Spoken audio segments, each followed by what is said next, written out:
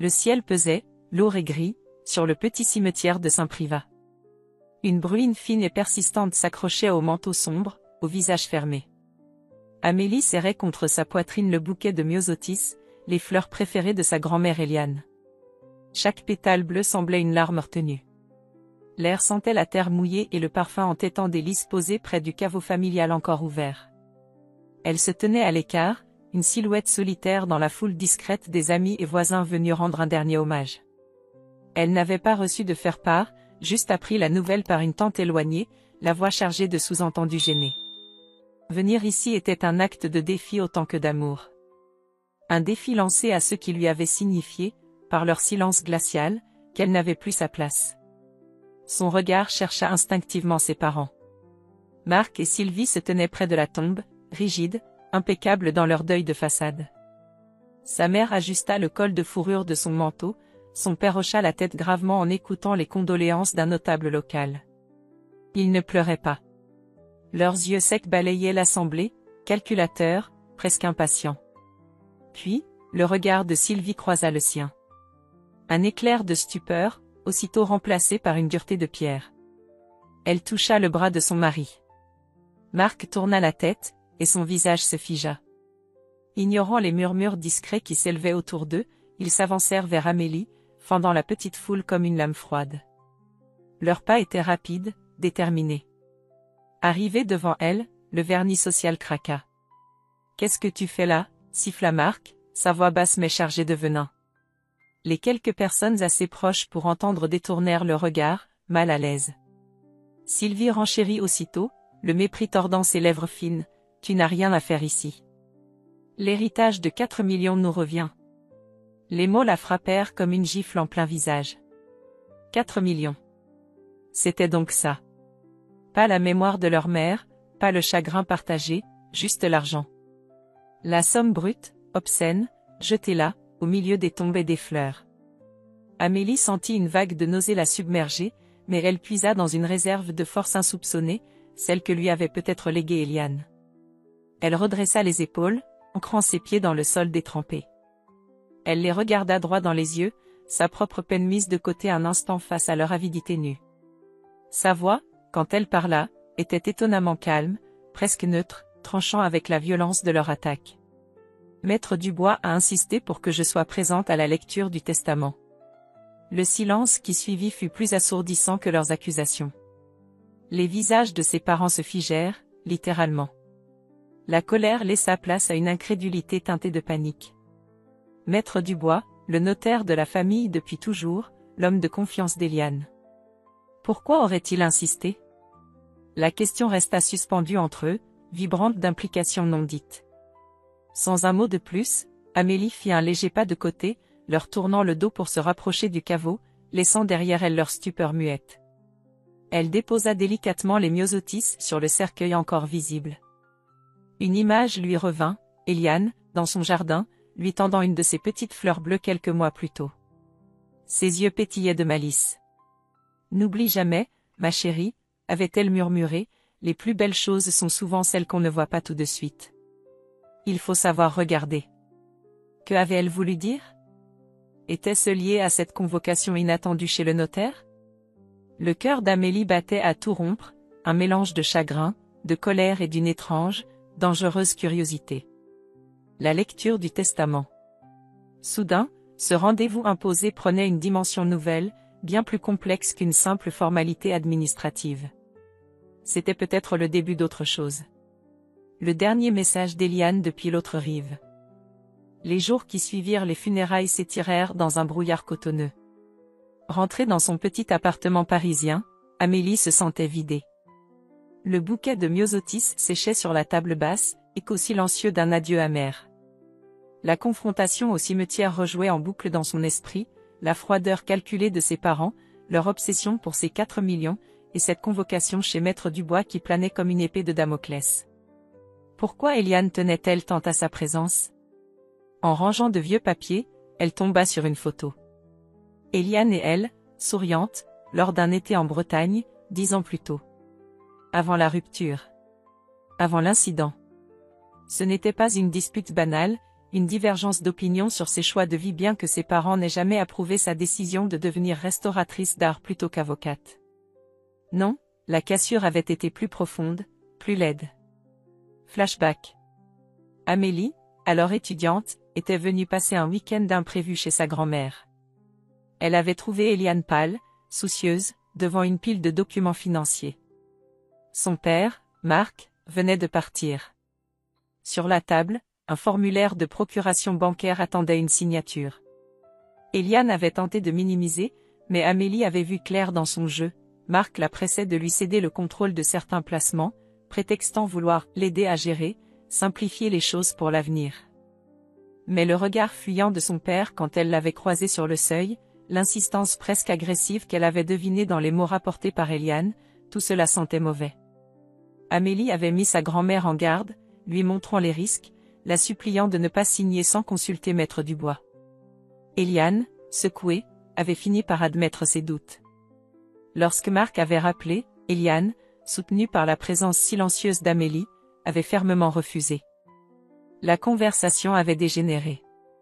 Marc avait accusé Amélie de manipuler sa grand-mère, de semer la discorde. La dispute avait été violente, les mots terribles. Depuis ce jour, ses parents la considéraient comme une menace, une ingrate qui s'était interposée entre eux et l'argent d'Eliane. Et Eliane, tout en la remerciant en privé, n'avait jamais réussi à raccommoder les choses. Le téléphone sonna, l'attirant de ses souvenirs douloureux. Numéro inconnu. Elle hésita, puis décrocha. Amélie ? C'est Léo Dubois. Le filleul d'Eliane. Léo. Elle se souvenait de lui, bien sûr. Le fils de Maître Dubois, le notaire. Plus jeune qu'elle de quelques années, il partageait avec Eliane une passion pour l'histoire et les livres anciens. Ils avaient souvent passé des heures ensemble dans la bibliothèque de la grand-mère. Léo. Oui, bonjour. J'étais aux funérailles, discrètement. Je voulais te présenter mes condoléances. Eliane parlait souvent de toi. Elle t'aimait beaucoup, tu sais. Sa voix était douce, sincère. J'ai deviné que ce n'était pas facile avec tes parents. Si tu as besoin de quoi que ce soit, ou juste de parler, n'hésite pas. Vraiment. Amélie sentit une vague d'émotion lui serrer la gorge. Entendre quelqu'un reconnaître sa peine, son lien avec Eliane, sans jugement. C'était un baume inattendu. Merci, Léo. C'est très gentil. Ils parlèrent quelques minutes encore, évoquant des souvenirs partagés de la vieille dame, de sa vivacité d'esprit, de son jardin secret. Une connexion fragile s'établit, un fil ténu d'humanité dans sa solitude. Le lendemain matin, elle appela l'étude de Maître Dubois. La secrétaire la passa rapidement au notaire lui-même. Sa voix était grave, professionnelle. Mademoiselle Verneuil. J'attendais votre appel. Je confirme notre rendez-vous demain, 14 h, à mon étude. Comme je l'ai indiqué à vos parents, votre présence est indispensable. Votre grand-mère a été très spécifique sur ce point dans ses dernières volontés. Maître, pourriez-vous m'en dire plus? Pourquoi? Je comprends votre questionnement, mais la lecture du testament se fera devant toutes les parties concernées. Je ne peux rien divulguer avant. Soyez assurés que les volontés de Madame Eliane seront scrupuleusement respectées. Ferme, courtois, mais inflexible. Le mystère s'épaississait. À peine avait-elle raccroché qu'un message vibra sur son téléphone. Numéro masqué. Juste une phrase, ne te présente pas demain. Tu le regretteras. Aucun doute sur l'expéditeur. La menace était claire, directe. Une bouffée de peur la saisit, mais elle fut aussitôt remplacée par une colère froide. Il n'allait pas gagner. Pas cette fois. Elle regarda la convocation posée sur la table. Demain, 14 h. Elle y serait. Pour Eliane. Pour comprendre ce dernier message murmuré à travers le voile de la mort. Les mots de sa grand-mère lui revinrent avec force, il faut savoir regarder. Oui. Demain, elle regarderait. Elle affronterait ses parents, le notaire, et surtout, la vérité contenue dans ce testament tant convoité. Quoi qu'il puisse lui en coûter. L'étude de Maître Dubois sentait le cuir vieilli, la cire d'abeille et une tension si épaisse qu'Amélie aurait pu la découper au couteau. Assise sur une chaise rigide face au large bureau en acajou, elle évitait le regard de ses parents, installés de l'autre côté. Marc tapotait nerveusement du pied sur le tapis persan usé, tandis que Sylvie examinait ses ongles manucurés avec une concentration feinte. La présence de Léo, assis un peu en retrait près de la bibliothèque vitrée, ajoutait une couche de complexité silencieuse. Son père, le notaire, lui avait-il demandé d'être là? Ou Eliane l'avait-elle mentionné spécifiquement? L'air crépitait d'anticipation hostile. Maître Dubois ajusta ses lunettes, le visage grave mais impénétrable. Il toussota discrètement avant de déplier le document officiel.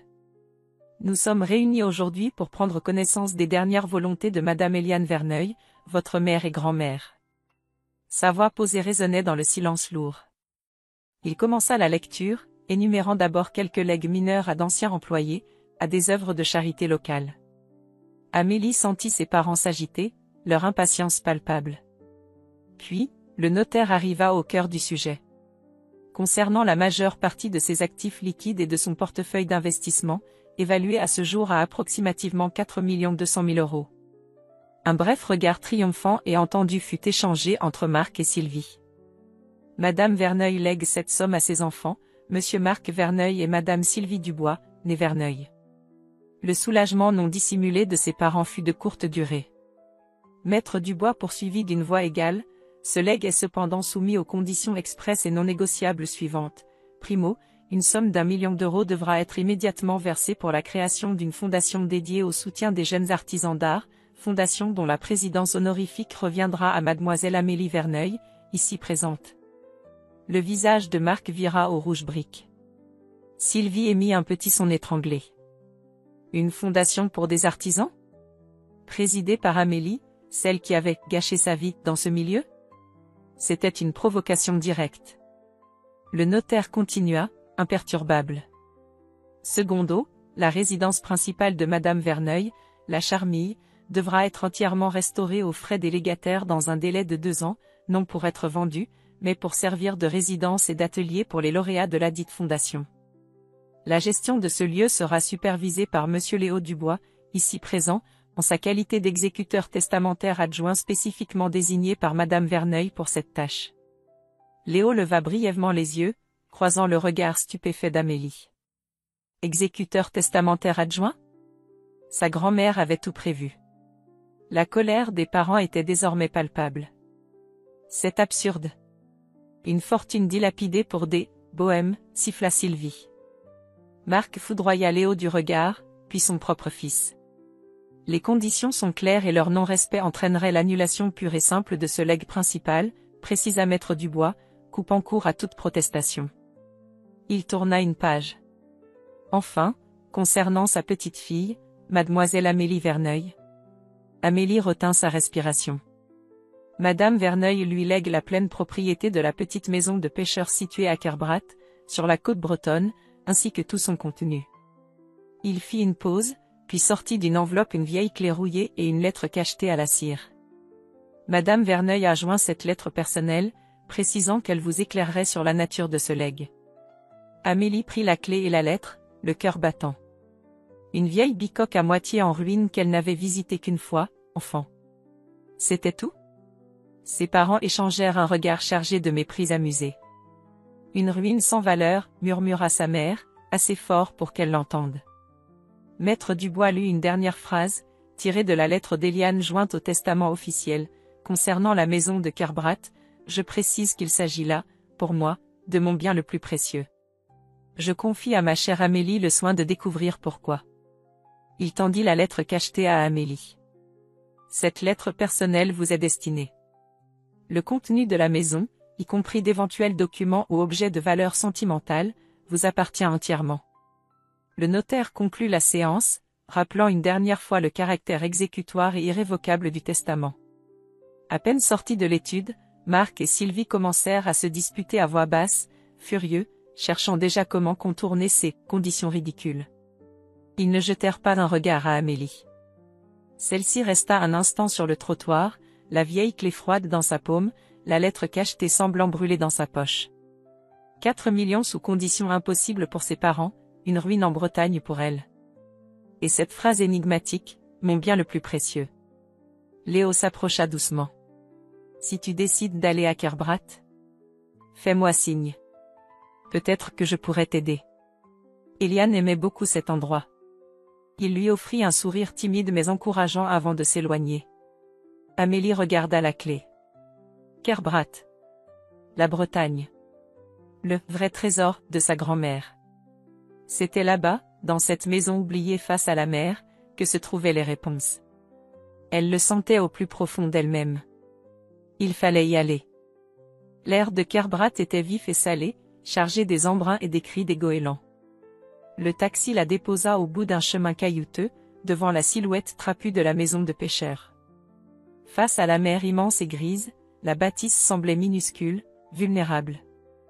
Les murs de granit étaient mangés par le lierre et le sel, le toit d'ardoise fatigué. C'était encore plus délabré que dans ses souvenirs d'enfance. Une bouffée de découragement la saisit. Était-ce vraiment là, le bien le plus précieux d'Eliane? La vieille clé tourna avec difficulté dans la serrure rouillée. L'intérieur était sombre, sentant le renfermer, la poussière et le froid humide. Des meubles simples, robustes, dormaient sous des draps blancs fantomatiques. Pourtant, malgré l'abandon, quelque chose dans l'atmosphère retenait Amélie. Une présence discrète, une âme. Elle ouvrit les volets d'une fenêtre donnant sur la mer. La lumière crue révéla des détails, une collection de verres polis par les vagues alignées sur le rebord, des croquis de bateaux épinglés au mur, un unique fauteuil usé orienté vers l'océan. Des bribes de la vie secrète d'Eliane ici. Elle commença par un grand nettoyage, chassant la poussière et les toiles d'araignée, comme pour y voir plus clair en elle-même. Le soir venu, épuisée mais étrangement sereine, elle s'assit près de la cheminée et décacheta enfin la lettre d'Eliane. L'écriture penchée, élégante, la remplit d'émotion. Sa grand-mère lui parlait de son amour pour ce lieu sauvage, un refuge loin des faux-semblants. Puis venaient les mots qu'elle attendait, « Ma chérie, le vrai trésor n'est pas d'or ni d'argent, mais de vérité. Il t'attend là où le cœur de la maison battait autrefois. Regarde sous la pierre du foyer. Comprendre le passé est la seule clé pour bâtir ton avenir. Je t'aime. Eliane. » Le cœur de la maison. La cheminée. Le lendemain, elle examina les larges pierres formant l'âtre. L'une d'elles semblait légèrement descellée. Avec effort, elle parvint à la soulever. Dessous, un espace creux, protégé par une plaque de métal rouillé. Et à l'intérieur, non pas des bijoux ou des lingots, mais une boîte en fer blanc cabossée. C'est à ce moment qu'une voiture se gara devant la maison. C'était Léo. Il sortit du véhicule, un sourire timide aux lèvres, les bras chargés de provisions. « J'ai pensé que tu aurais peut-être besoin d'aide, et de compagnie, » dit-il simplement. « Mon père m'a aussi chargé de te donner ça. » Il lui tendit un dossier. Des papiers concernant l'entretien de la maison, les impôts. Eliane avait tout réglé d'avance pour 1 an. La présence de Léo fut un réconfort immédiat. Ensemble, ils ouvrirent la boîte en fer blanc. Elle contenait plusieurs carnets reliés en cuir et une liasse de lettres jaunies, attachées par un ruban décoloré. C'était le journal intime d'Eliane, tenu irrégulièrement sur près de 40 ans, et sa correspondance privée. Ils passèrent les jours suivants plongés dans la lecture, souvent en silence, parfois s'interrompant pour partager un passage poignant ou une révélation troublante. Amélie découvrait une Eliane qu'elle ne connaissait pas, une femme passionnée, parfois mélancolique, doutant, aimant farouchement, et portant un lourd secret. Les premières années du journal racontaient son bonheur avec son mari, la naissance de Marc, puis la création de leur entreprise de négoce. Mais après le décès prématuré de son époux, le ton changea. Et puis, vint la découverte qui glaça Amélie. Des entrées datant d'une 20aine d'années, écrites d'une plume tremblante. Eliane avait découvert que Marc, son propre fils, profitant de sa confiance et de son chagrin, avait détourné des sommes considérables de l'entreprise familiale pour couvrir des dettes de jeu et de mauvais investissements. Le scandale aurait pu tout détruire. Pour protéger le nom de la famille, pour éviter la prison à son fils unique, Eliane avait étouffé l'affaire. Elle avait confronté Marc, l'obligeant à signer une reconnaissance de dette détaillée et à accepter un plan de remboursement secret, prélevés sur ses revenus et ses parts futures d'héritage, s'étalant sur des décennies. Elle avait tout documenté, conservant les preuves ici, dans cette maison refuge. Amélie comprit soudain la froideur calculatrice de son père, son obsession pour l'héritage. Il comptait dessus pour effacer définitivement cette dette cachée, son hostilité envers elle depuis qu'elle avait, sans le savoir, failli exposer sa fragilité financière des années plus tôt. Elle comprit aussi la complexité du testament d'Eliane. Les conditions n'étaient pas une punition, mais une dernière tentative désespérée de guider Marc vers une forme d'intégrité, en le forçant à investir dans l'art et la communauté, des valeurs qu'il méprisait mais qu'Eliane chérissait. L'héritage d'Amélie, cette maison et son contenu, n'était pas une ruine sans valeur, c'était la vérité. La clé de tout. Assise près de Léo devant la cheminée où crépitait un feu bienvenu, les journaux posés entre eux, Amélie sentit les larmes brouiller sa vue. Des larmes pour sa grand-mère, pour le fardeau qu'elle avait porté seule si longtemps. Léo posa doucement sa main sur la sienne. Leurs regards se croisèrent, chargés d'une compréhension mutuelle qui dépassait les mots. Dans ce lieu battu par les vents, face à la vérité brute du passé, quelque chose de nouveau et de fragile commençait à naître entre eux. « Qu'est-ce que tu vas faire ?» demanda Léo à voix basse. Amélie releva la tête, son regard fixé sur les flammes dansantes. La tristesse faisait place à une résolution nouvelle. « Je vais faire ce qu'Eliane aurait voulu, » dit-elle. « Je vais leur parler. Ils doivent savoir que je sais. » Le vrai trésor, c'était cette force nouvelle, cette clarté douloureuse. La confrontation était inévitable. L'air était glacial dans le grand salon de la Charmille. Dehors, un soleil d'avril timide tentait une percée, mais ici, l'ombre et le silence régnaient, seulement troublés par la poussière flottant dans les raies de lumière oblique. Amélie se tenait près de la haute cheminée de marbre noir, attendant. Elle avait choisi ce lieu, chargé des souvenirs d'une splendeur passée et des non-dits familiaux, pour cette explication finale.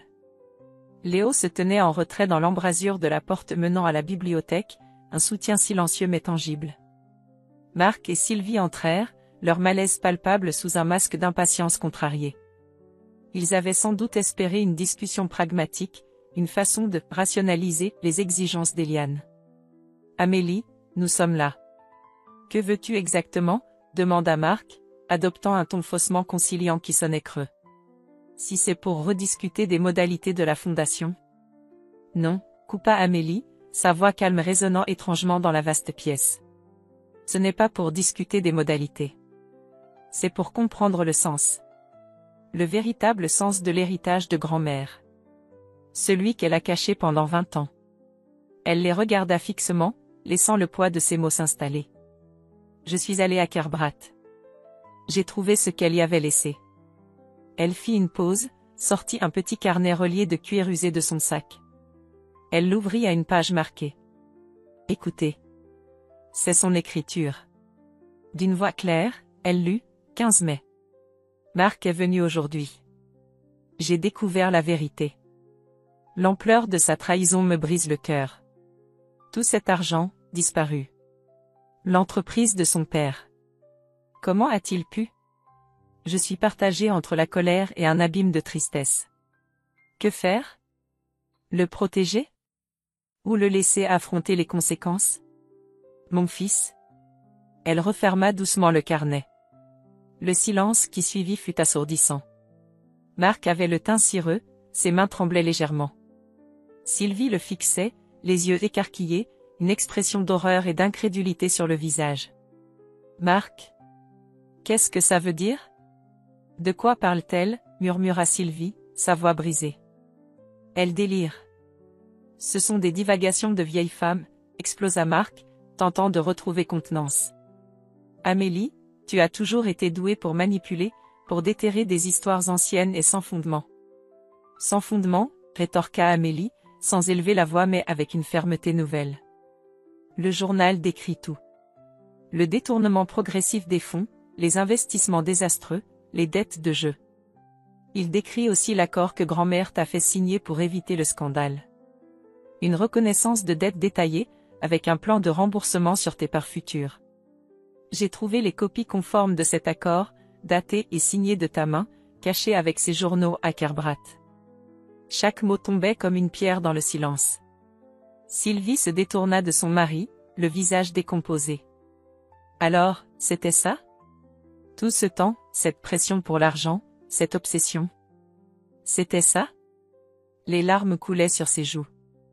Marc, lui, semblait s'être vidé de toute substance, son regard fuyant, acculé. Grand-mère a choisi de te protéger, papa, continua Amélie, une infinie lassitude dans la voix. Mais elle n'était pas dupe. Elle a tout documenté. Et ce testament, ce n'est pas une vengeance. C'est sa dernière tentative. Une chance pour toi de réparer. Pas seulement l'argent, mais l'intégrité. La fondation, la résidence d'artiste, c'était sa façon de te forcer à utiliser cet argent, celui que tu lui avais pris et qu'elle te lègue malgré tout, pour quelque chose qui avait de la valeur à ses yeux. Pour honorer sa mémoire, et peut-être, pour te sauver toi-même. Elle fit un pas vers eux. Le vrai trésor qu'elle m'a laissé, ce n'est pas la maison de Kerbrat. C'est la vérité. Et cette vérité vous met face à un choix. Son regard engloba ses deux parents. Vous pouvez choisir d'honorer enfin ses volontés, sincèrement. D'utiliser cet héritage comme elle l'entendait, pour créer quelque chose de beau, pour réparer un peu le passé. Prouvez que vous avez compris. Ou. Elle marqua une pause. Ou je rends public les documents de Kerbrat. Et vous perdez tout. L'argent, cette maison, la face. Le choix vous appartient. Mais sachez que Léo, en tant qu'exécuteur testamentaire, et moi-même, veillerons à ce que votre engagement soit réel, pas une simple façade. Marc eut un sursaut de fureur. Tu n'oserais pas. C'est notre argent.